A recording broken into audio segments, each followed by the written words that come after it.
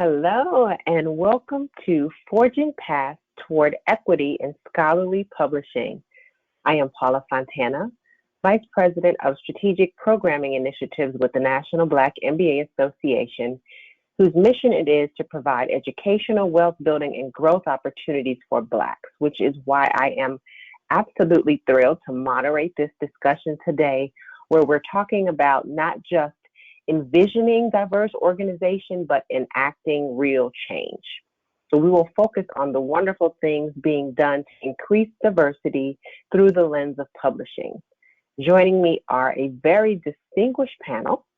We have Simon Holt, publisher in the books division at Elsevier, Juliet Harrison, executive publisher at Emerald Publishing, and then Kate Smith, Employee Enablement Director in Marketing at Wiley. So each panelist will provide to us a little bit of context on the work that they're doing within their organizations, and then followed by a little bit of Q&A. So let's kick things off right away, starting with Simon. Hi, everybody.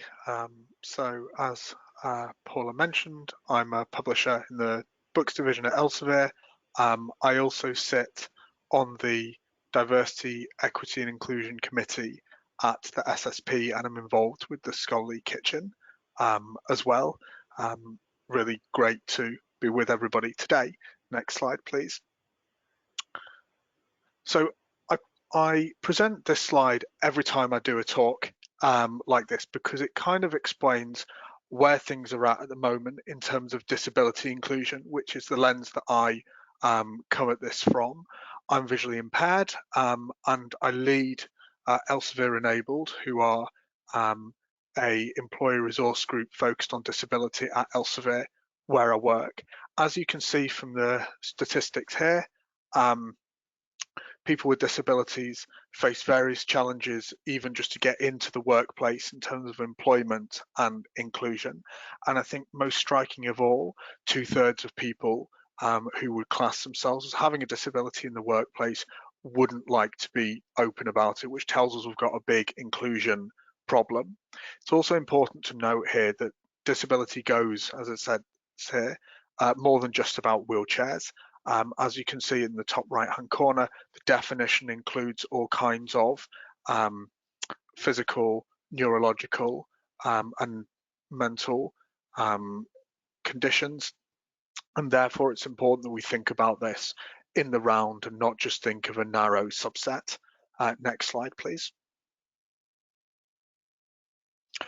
So I think we need to kind of be honest about what we're talking about here. What we're talking about here is cultural change, which I think is the hardest thing to achieve. It's really difficult to fundamentally change how people think and how people view the world, but that is the challenge that we set ourselves here as we forge paths towards equity. And one thing I often say is that change happens one conversation at a time. And so I think about change towards equity in 3 strands. So awareness, making people aware that there is a problem; education, talking about how to solve that problem; and then policy, taking it beyond the individual and scaling it up to an organization level where you're thinking about mass change for all. Next slide, please. So I'm now just going to go through a few things that have worked for me and things that I've managed to be involved in order to create positive change. And I'm going to do so under the 3 headings that I outlined a minute ago. So in terms of awareness, I created Elsevier Enabled, who are an employee resource group at Elsevier. So we represent about 100 employees across the organization, some of whom have disabilities, some of whom are carers for people with disabilities, some of whom don't have a disability but want to learn more. And I've just put here on the right-hand side kind of some things that I've learned. So it's about community support, but also supporting the community. So it's about people maybe who have a disability, who are a carer, having a place to come and talk to other people, but also in terms of providing a knowledge base for the company as well. I wanted to briefly talk about executive sponsorship. It's very important that you get the buy-in and sponsorship of somebody on the executive leadership team. This is important not because they're going to lead it or kind of do it, but because they have name recognition in the organization. When I started Elsevier Enabled, I could go around saying, I've got this group and you should get involved, but it was quite hard to get taken seriously because I didn't have the name recognition and prestige within the organization. We then got an executive sponsor, someone who's passionate about this. His son happens to have a disability, and that changed things a lot, because as soon as I was able to say our executive sponsor is John Danaher, president of one of our business units, people all of a sudden wanted to be involved because they wanted to be associated with that. Think about as well what you can do in order to raise awareness. So whether that's events or kind of training courses, etc., etc. And then finally, you have to think about people where they're at, as opposed to where you'd like them to be. Things need to be accessible for other people so they can buy in to your story. So one thing we have a blog that we run on our intranet called I Am Enabled, where people talk about their stories. So it makes it relatable to people so they can relate it to their lives instead of it being this abstract thing. Next slide, please. So education. So I've put here at the top, edutainment is key. So edutainment's a bit of a buzzword, I guess, these days, and it's kind of the intersection between education and entertainment. One of the best events we had was last year, where we had Francesca Martinez, who describes herself as the wobbly comedian. Francesca has cerebral palsy. She's quite a famous comedian in the UK, but getting her was amazing because she talked about disability inclusion, but it wasn't too worthy. It was funny, it was entertaining. People got on board and they learned something along the way, but fundamentally they enjoyed being there. I'd also kind of say, think about your message, keep it short and keep it practical. Think about infographics as well, because people get a concept much quicker that way. And I'd also say as well, if I can read my slides, it's very important here that when you're kind of providing this education, you give really practical tips that people know what they can do on a day-to-day level, and it's not just kind of a lesson like, well, how do I apply this and what does it mean for me? Next slide, please. Finally, policy is obviously what we're all aiming for. That's, if you can change a policy, that's amazing because it makes things better for everybody. Do think about who the main gatekeepers are at your organization. As I said, change happens one conversation at a time, and really target those people and try and explain why it's important that a change is made. And also the other thing I just highlight from this slide is think specifically about what it is that you want. It's fine to come up with a list of 10 things, but none of them will probably happen. It's better to come up with 1 or 2 things and really focus and hone in on them in order to get the most meaningful change that you can. I hope this was helpful. The idea is to be practical and to move from kind of the why to the kind of what. How can we actually make this happen on a day-to-day basis? I think everybody within an organization has the potential to be a leader and has the potential to make positive change. I'd be very pleased to chat this through further with anybody who's listening, and I would like to discuss more how they can create positive change in their organization. Thank you very much. Thank you so much for that, Simon. A couple of questions for you, sort of as a follow-up. So I loved the 3-pronged approach that you talked about towards equity, and you spoke about executive sponsorship and awareness, as well as senior leadership in policy. So realizing that systemic change needs to come from the top. There are probably many leaders who are not senior level themselves but are listening in, what are ways that they can encourage and perhaps even illuminate equity to sort of push and guide those senior leaders along the way? And I guess I'll add to that, are there any partnerships or other departments that they can perhaps partner with to help the process along as well?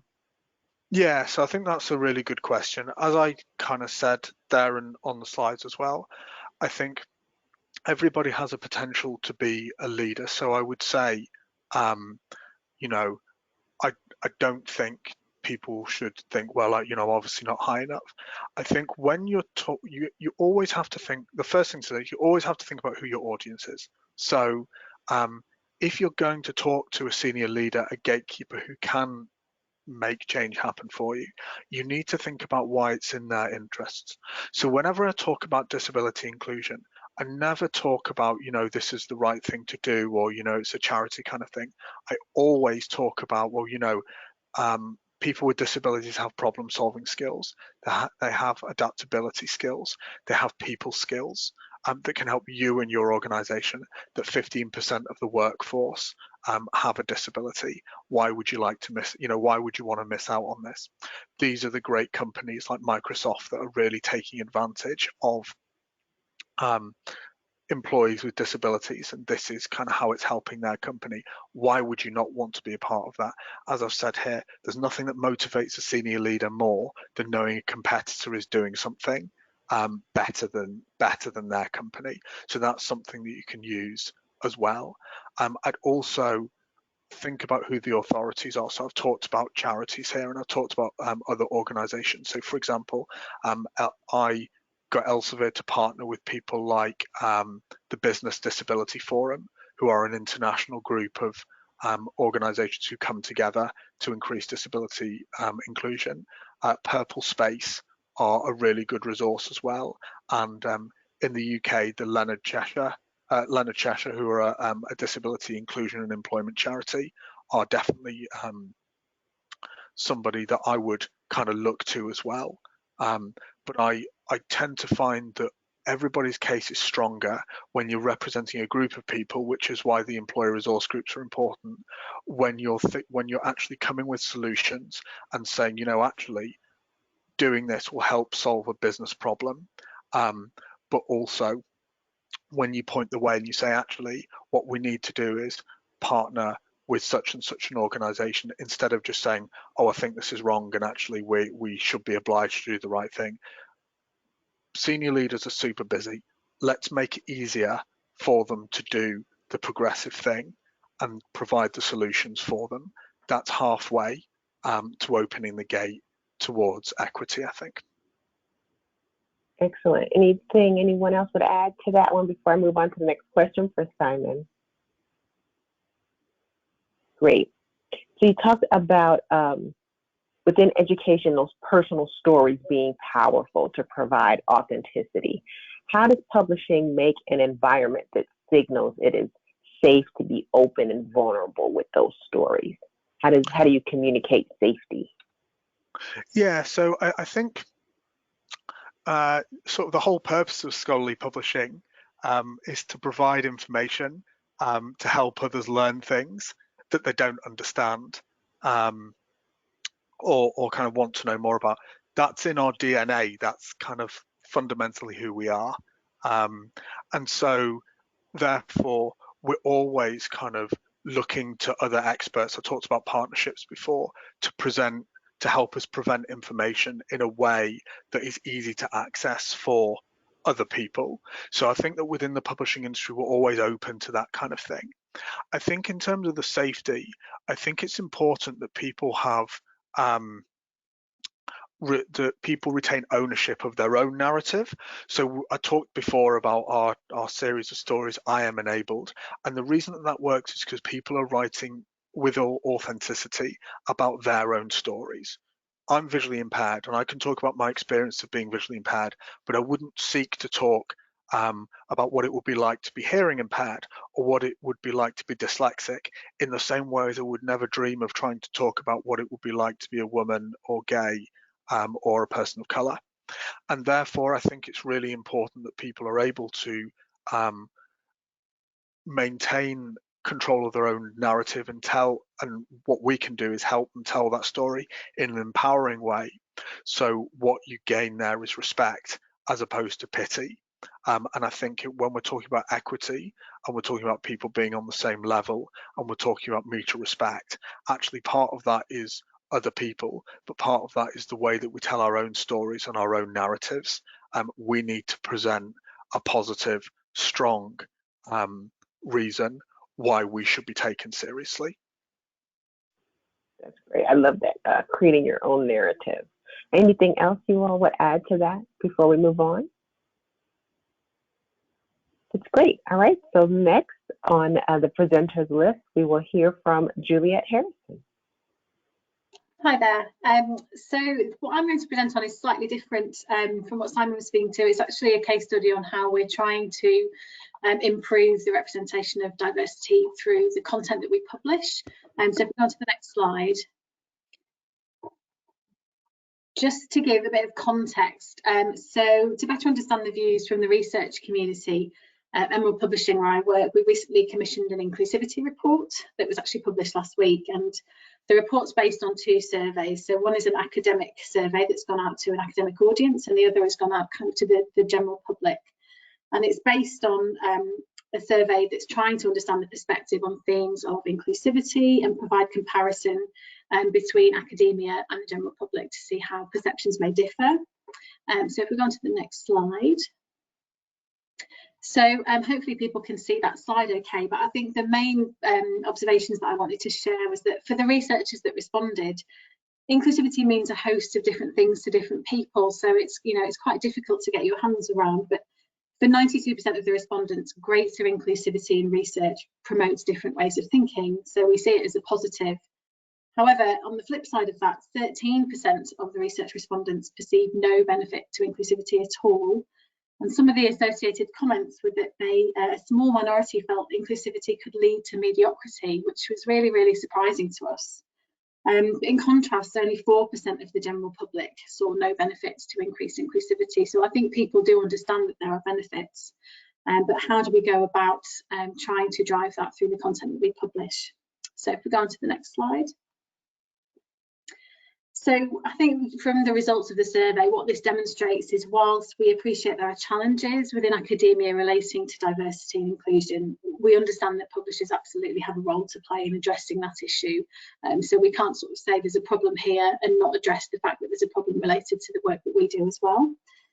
So with that in mind, what I'm going to do is talk you through some of the work we're doing around our content. And just to give a little bit of scope of what we do, we're predominantly a social sciences publisher, but we publish in a number of disciplines. And the reason I've drawn out these disciplines specifically, so business and management, engineering, is that there's different challenges within different disciplines. So within engineering, for example, we started to see that there was a big problem with not a poor representation of women on editorial boards and through the content that we publish. We don't necessarily see that trend in the same way within sociology, for example. So because there's different challenges with different disciplines, where do you begin in terms of setting targets and trying to kind of address those issues? So if we go on to the next slide. So what we have started to try and do, and I guess just to caveat this, I know that a lot of other publishers are further ahead on this journey than we are. So this is kind of just a call to action to say that this is what we're trying to do. We're trying to get to a place where we're starting to see some movement, but would appreciate any feedback and any advice that people have. But as a first port of call, we're going to look at reviewing diversity on editorial advisory boards. So we're gathering that data, and at the moment we are drafting up a survey to go out to editorial advisory board members to gather information on gender, ethnicity, disability, and we already have regional information that's already listed, but then we can start to map that against our journals and a bit against our subject coverage to see where the challenges are, so where particular groups are poorly represented. We've also just added a gender question to the journal submission system so that we can start to gather and report on gender, and we've also put career stage in there. And what I mean by analysing conversion rates is that if we see submissions from women come through for journals, for example, what proportion of those go on to get published? So do we see a drop off in the number of submissions, which would potentially point to bias within the review process? So how can we address that through education, for example, of the reviewer pool? And we're planning to introduce some editor trainings and targets around diversity and inclusion, and that relates to the editorial board makeup predominantly, but potentially also the reviewer pool. For our commissioning editors that work on books, because they're much closer to the content than our journals publishers, so they're working directly with authors rather than having a secondary relationship through an editor, we're going to work on training and support for those commissioning editors to encourage diversity of authorship through the content that they commission. So it's partly around where we have an edited collection, for example, having diversity through the author base, but it's also the content focus. So to give you an example, one of my team commissioned a book recently on elite sport, and when she was looking at the content, she said to the authors, well, why is there no chapters on women in sport, for example? And they said, well, it's a book about economics and women's sport doesn't make a lot of money, so we didn't see the benefit in putting that chapter in there, which, you know, it's obviously not necessarily the message we want to send. So actually it's trying to think about having discussions with authors at the outset and making sure that the content that is published is also reflective of diversity. And then in terms of targeted content acquisition, I thought this was quite a nice example. Is we have a Case for Women competition for our cases products. And the aim of the competition is to encourage and promote the development of high quality teaching case material that positively represents real women. So it's a bit like I'm probably going to pronounce this wrong, but the Bechdel test or the Bechdel test in film. So for this, it's the Simmons test, which is used to assess the presence of women in case papers. So does it have a woman in it? Is she the protagonist? And does she speak to another woman about the business? And then, so we have a competition related to that, and I can provide more information about that if anyone's interested. So if we go on to the next slide. So in terms of next steps, the main thing I want to kind of reiterate through this presentation is that we can't do this in isolation. We need to be benchmarking against other organisations and make sure we're sense checking what we're doing and that it kind of aligns with what the industry is doing more generally. So what we've done is recently signed up to a commitment for action on inclusion and diversity in publishing, which I know Elsevier has also signed up for. And I believe in the last week about another 4 publishers have signed up, so it's really gaining momentum. And I think that's a kind of quarterly meeting where the organisations update on current actions and barriers to inclusion and diversity in publishing, and you can work on solutions together. We're also planning to create a code of conduct for our editors, so with these benchmarks around EDI representation for their journals, and I'd be really open to sharing that if anybody is interested once that's ready. And then finally, we need to monitor the performance against these benchmarks as part of our regular reporting to make sure that we're kind of holding ourselves accountable. We're not just saying we need to look at this, we're actually going back and saying, well, how have things changed since we looked at it a year ago, 6 months ago, so potentially even quarterly. So if we go on to the next slide. So the final points I just wanted to raise, they were kind of more discussion topics, but what we have found so far is that gathering data on diversity and inclusion is quite challenging. So to give you an example of that, different countries gather information in different ways around ethnicity, and so there's not a consistent list that you can report from. And if we gathered that as a free text field for content, we can't necessarily report on it and understand where the problems and the issues lie.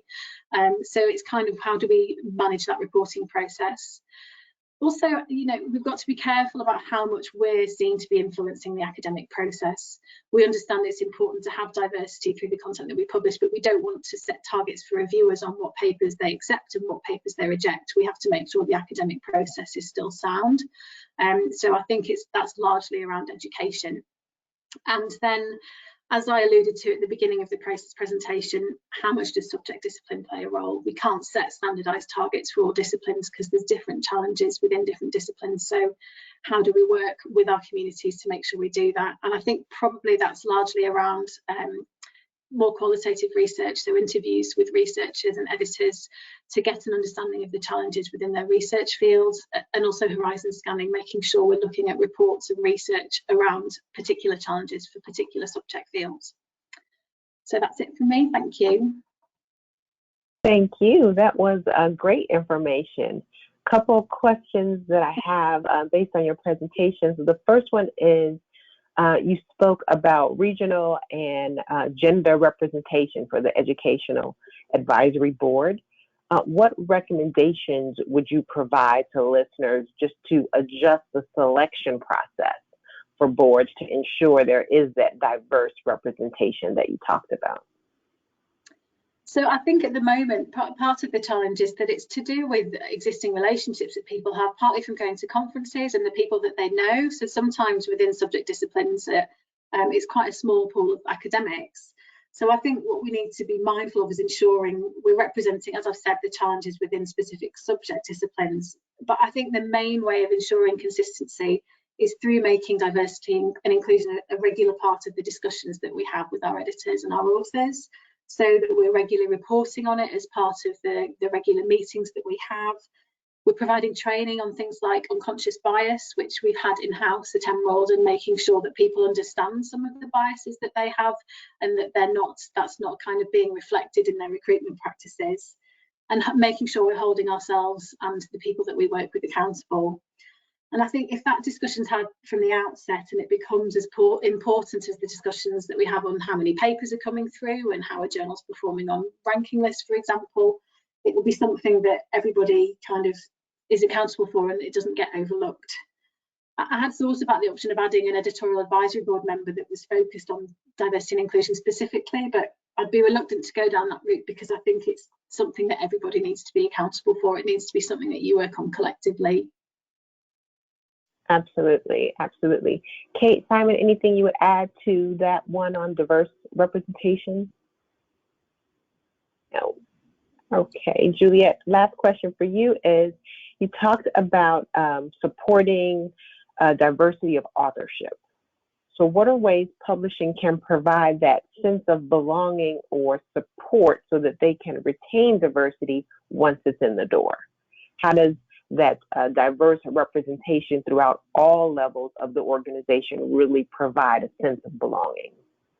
Yeah, I mean, I think some of this relates to what Simon was talking about within his own organisation, because it's really hugely connected to organisational culture. And I think, as you alluded to, the diversity of the employee pool of the organisation that you work for is reflective of kind of, you know, your values and the way that you see the world. So if you're surrounded only by people that reflect who you are and what you look like, you must much less likely to challenge yourself to think sort of beyond those boundaries. So I think it partly starts with recruitment, so introducing blind CVs, telephone interviews rather than video interviews, so that bias doesn't creep in, you know, at the early stages. Ensuring accessibility is factored into job adverts, interviews, and actually I do think that the current situation we find ourselves in means that there's more opportunities for people, because remote working has become so much a part of what people do. So actually, when you're thinking about recruitment, not thinking about just basing it on people who can get to the office necessarily. And potentially we're looking at partnering with local schools and universities to ensure we're representing the regional makeup of where we're based. So Emerald, where I work, is based very close to Bradford, but the people that work within the company aren't necessarily representative of the diversity within Bradford itself. So that's something that we need to consider. So, you know, related to the previous point, holding ourselves to account is what's most important, I think. So setting targets around the representation of minority groups through our content and through our employee base, so that we're not just saying we should do this, we're actually doing it. But I'm sure Simon and Kate may be able to talk to that as well. Right, and you're so spot on with the unconscious bias slipping in. Before we move on, Simon, Kate, anything to add on that? Just to echo what Juliet said, absolutely support what she said there. Okay, so last but not, sorry, Simon. Sorry, I realised I was on mute, everybody. So I think a couple of things there. I think as publishers, we are the gatekeepers. If we're not diverse, then how are we going to publish diverse perspectives? So I think that's kind of just worth thinking about. And then the second thing is, it's important to think about the employee life cycle. So, you know, you've got your applications and you've got your interview process, like Juliet said, but also when somebody arrives at a company, how do you make them feel welcome and included? When we're talking about what criteria we have to develop people and to kind of, as they move through the organization, how we kind of thinking about that in terms of diverse backgrounds and kind of diverse perspectives. You know, if it's just a thing about, say, time served, well, that kind of isn't terribly inclusive of different perspectives, for example. And then also just thinking about kind of the types of work that we do. Obviously, if I'm coming at this, say, from a disability, lens, I think often as a society we're very quick to write people off and say, well, they couldn't possibly do that part of the job, and actually often there are kind of ways around it or more creative ways to think about this. I think finally, whatever the person and whatever kind of the demographic, the important thing to say here is ask people to problem solve with you rather than problem solving for them. And I think you'll often find that the solutions emerge instead of kind of just thinking, oh, can't possibly do that. It's amazing how inventive people can be when you give them the opportunity. It's not just asking, is it? Yeah. Well, research has shown that diverse teams tend to be more productive and more successful anyway. So there's benefit for for everyone. That's right. It's not just asking, it's listening as well, isn't it? So it's asking, but listening in a meaningful way about the experience that people are having and taking action on the basis of that. That's right. That's right. Listening. So last but not least on this panel, Kate Smith, love to hear your perspective on what you guys are doing. Okay, so I'm looking at this from the experience that women have in the workplace. Next slide, please. And actually, we haven't come very far, really. There are still so few CEO positions held by women. The gender pay gap reporting that came into effect in 2017, first reports were in 2018, and this is a legal obligation for UK companies and for companies to report on their UK staff base. And as a result of COVID, it wasn't a legal requirement in 2020. So even a couple of years in, we seem like we've faltered already. And so diversity from a gender lens here is kind of framed by a legal perspective and a policy perspective, but from an individual perspective, this feels very divorced from the reality of daily life. So I'm going to talk about this from more of a grassroots perspective, really. At Wiley, we've got a number of very active employee resource groups, community groups, and our Lean In group is focused on our network of women, and it's been active for a few years now. So along with another colleague, I started the Oxford group in about 2017, and it's really gone from strength to strength, and the current co-chairs have really driven this with a strong program of virtual events, and that's covering resilience, self-sabotage, and real broader diversity issues. We've got an espresso mentorship program in the UK, and espresso mentoring is really just 1 or 2 sessions of mentoring for somebody, so not a long-term program, but really to encourage the exploration of ideas, problem solving, networking, and so forth. And then as a company, there are initiatives that have been kicked off really as a result of that examination of the gender pay gap. We have a women's leadership program that's designed to help support women at different levels to advance their career. But the one initiative I feel particularly passionate about is about supporting working parents. Last year, Wiley increased the maternity and paternity package, again in response to some of the work that was done around the gender pay gap. And that return to work following a maternity leave is one of the biggest transitions that a mother can make in her career. Next slide, please. So there's some research from McKinsey suggesting that top performing companies are paying real attention to this stage in their employees' careers.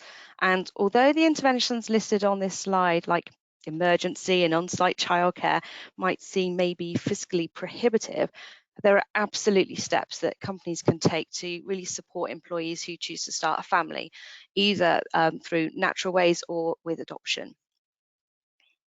Next slide, please. And so what we've done at Wiley is we've just been piloting a working parents initiative. And this hasn't been very expensive, so it's really about just trying some things out. And it's focusing on those people who are returning to work following maternity leave. It's still at a very grassroots level. We have got support from the HR department here and from the UK leadership team to be looking at this. As a trained coach, I've been able to offer one-to-one coaching sessions to those people who are returning to the office or virtually.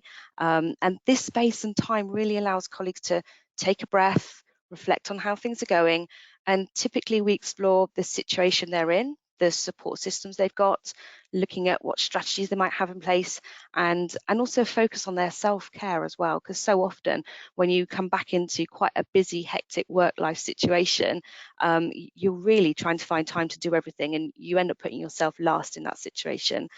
And every person's experience of this is very different. Those first few months of coming back can be really tricky for people. Alongside this, we've created a community, so a peer-to-peer group. It isn't sharing birth stories, it's really talking about the practicalities of juggling childcare, volunteering for projects at work, managing international travel, and of having that confidence of coming back into the workplace and dealing with mother guilt about coming back to the workplace at the same time. And it's really about learning from and supporting each other. We're compiling and sharing resources, so podcasts, articles, books, and really what we're trying to do here is normalize that conversation around this is not something to hide away from. There's a huge number of people who go through this from both a mother or a father perspective. And by normalizing that conversation and that experience, it makes it easier for people to adapt to the situation. And the feedback so far has been really good. And the momentum for this kind of community grassroots work can really build from the experience people have, and the passion can be really powerful. And it speaks a little bit to Simon's point where, you know, everyone can have that potential to be a leader in these situations. And those experiences can really drive these kind of movements within organizations and affect real change.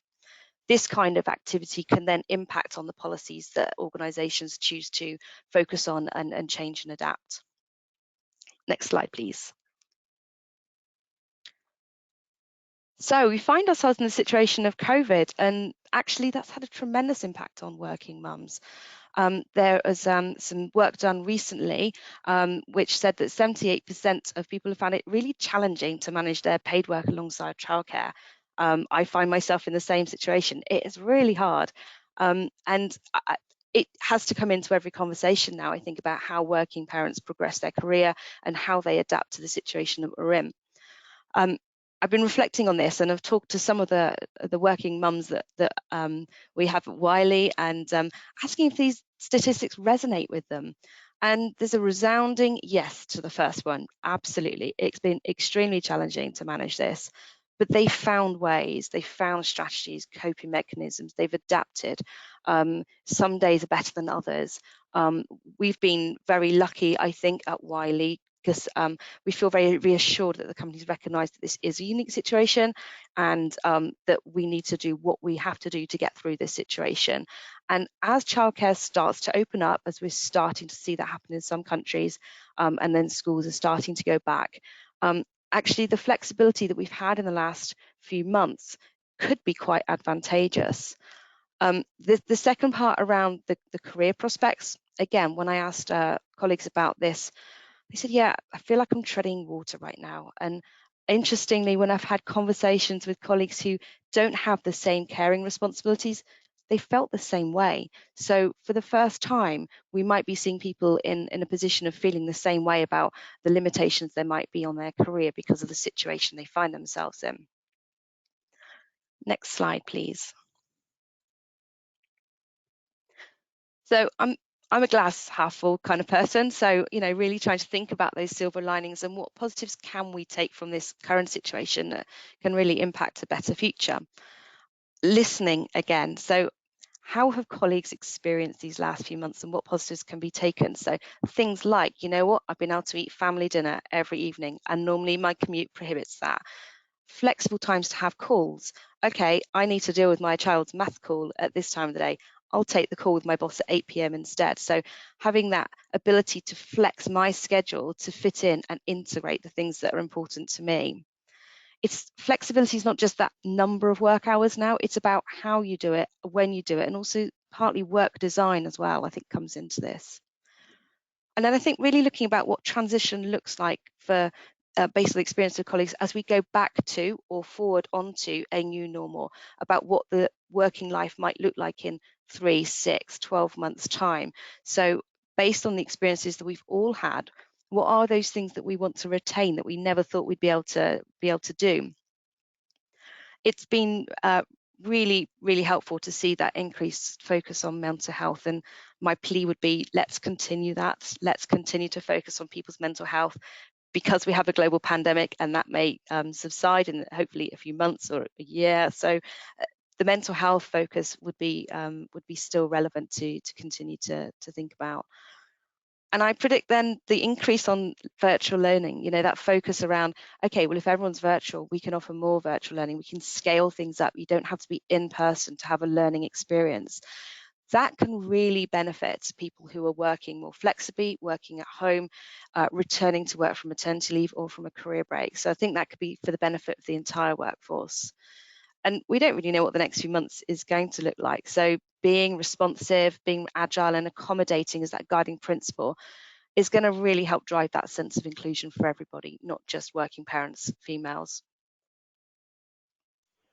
That is great. Thank you, Kate.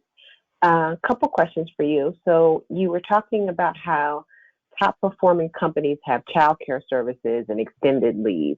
So when thinking about how organizations recruit for open senior level positions, what are incentives that can be listed that attract a diverse candidate pool? Well, I wonder whether this is also more about demonstrating the value proposition from an employee perspective that is really genuine and authentic. So companies really living and breathing that proposition about openly stating policies and demonstrating those policies around equity.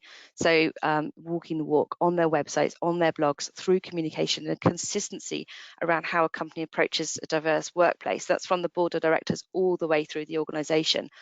How companies are attending to corporate social responsibility and the external initiatives that company supports, because candidates examine this kind of thing before accepting positions at organizations, even before applying for roles. And incentives around flexible working, it's not just a part-time, full-time debate anymore. It's about how, it's about when, it's about job design, it's about how projects are allocated. So flexible is a word now, I think, that encompasses so much that you can attend to as a company. What are the company's maternity policies? This can be a competitive advantage. So poor policy here would be discouraging.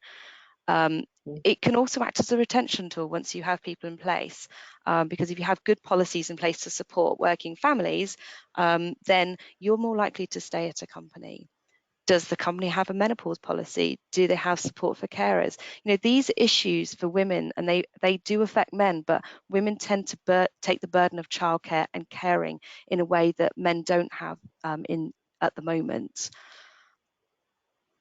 So just as a follow-up question to that, I know that there's, in the UK in particular, there's been quite a low take-up of shared parental leave, so following a woman going off on maternity leave, and I wonder whether, as a result of the COVID-19 pandemic, more men would be interested in taking that up, but I don't know if all organisations offer that currently. Mm-hmm.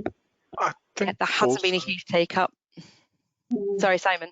No, I was just going to was thinking as Kate was speaking. I think the importance of senior leaders normalizing good behavior is really important. I remember, so we at Elsevier, we had a new CEO comes out by about 2 years ago start, and I remember in the first kind of major talk that she did, she talked about her family, her children, about how she moved the meeting so she could take her kids to school and that sort of thing. And actually, when I was speaking to my female colleagues particularly, they found that really empowering, because it said to them, right, the CEO is putting her family first. She's moving meetings so she can take her kids to school. I can do that and it's okay. And I think that when I often read about senior executives, I often read about their lives seem to revolve around work to the extent they don't seem to take the maternity leave that they're actually allocated. And so I think whilst definitely having the policy is really important, and Kate, I'd agree with everything you've just said, I think it's really important that this is put into action and that people right from the top are actually, as you say, walking the walk and actually exhibiting best practice in this kind of thing to encourage and normalise it for everybody else. There has to be that role modelling at the top, absolutely, and the openness to be able to share that level of integration that is normal now. Mm-hmm. So we talked, I heard you talk a little bit about that current climate of COVID that we're in, and we now know that every job almost can be done remotely. So what are ways that publishing can use the virtual environment to its advantage to better support the challenges of childcare, for example? Yeah, so, the last few months have been challenging for people who've got caring responsibilities, whether that's young children, slightly older children, or caring for parents. So it has been tricky, but I've seen a real resilience from people and an adaptability from colleagues that's been so impressive, really flexing around these challenges. So children have attended meetings with parents, popped into meetings, popped out again, and it's become acceptable and normal, and that's fine. Meetings have been scheduled for nap times, walking meetings while on a mobile with the children in the buggies. We know this situation is transient, but actually as childcare opens up again, I would feel much more comfortable now picking my children up from school at 3 o'clock and bringing them home, and for them to be in the background while I take a call, and I'm not hiding them away, where perhaps maybe 6 months ago, a year ago, longer, I'd be like, shh, stop, no, I'm on a call now, you have to go in the other room, I'm going to shut the door, and you're not here. That's not fair to them, that's not fair to me, and that's not the right thing to do. And so if COVID has helped us to accept the fact that we have complicated, messy lives, but we can still be highly productive, efficient, and capable human beings at the same time, companies can trust us to do our jobs and do them really well. And all of this comes down to that basis of trust. Trust us to be adults, trust us to do the job. And I think because we're all working internationally as well, it means that we can work different hours so that we're more able to speak to our colleagues in different parts of the world. And actually, so it means that, like you said, your day's not structured in a 9 to 5 way anymore. Yep. Anything to add, Simon? No? Nope, Okay. that sounds good to me. Awesome. I really think that COVID has done more to advance flexible work and demonstrate trust than any policies or initiatives that have been inched forward up until this point. You're absolutely right. And really just helping us to embrace our whole selves, right? We're parents, not only just employees and wives and husbands. So embrace all of me and I'll be a better employee, actually. And I think it's reinforced the fact that flexible working has to be two-way. I think in the past, companies have seen flexible working, and that meant they thought that they could just reach you at any time of day or night. But actually, I think one of the really good things about the COVID crisis is that employees have been empowered to set better boundaries and say, actually, no, I need to deal with this thing outside work now. So no, it's not okay that you call me at any time of day or night. That's right. Anything else? Any last minute things you want to get off your chest before we end? Well, this has been an incredible discussion. Thank you so much for your time. On behalf of SSP, I thank our panelists, and thank you so much for tuning in. Until next time, take care of yourself. Thanks, Paula. Thank you.